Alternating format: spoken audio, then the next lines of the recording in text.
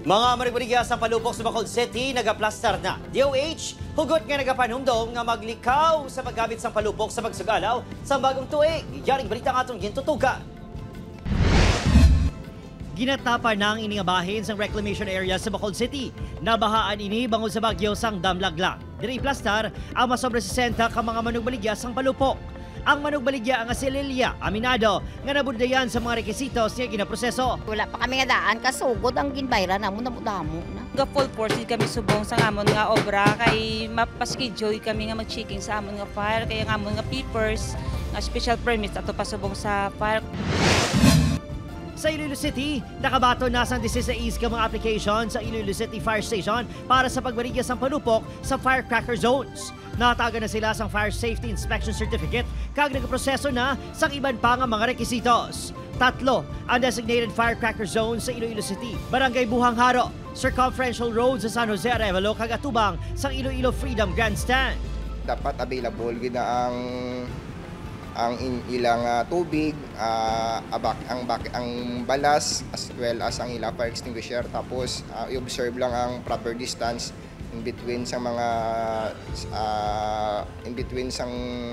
mga bagabaligya man sang firecrackers, tapos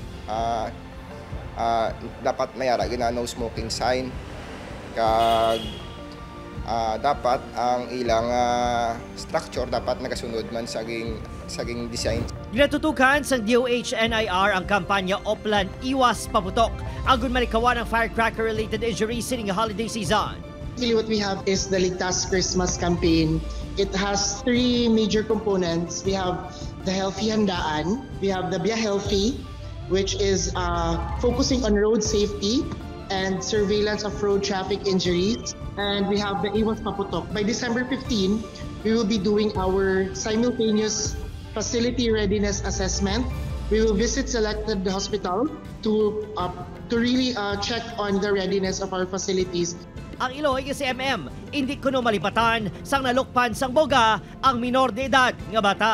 Nag-backfire, nagwa ang kalayo sa sa front na bala nga nung sambuga na sunog ang iyang pilay. Siyempre ka delikado bala nga mo ospital ang bata.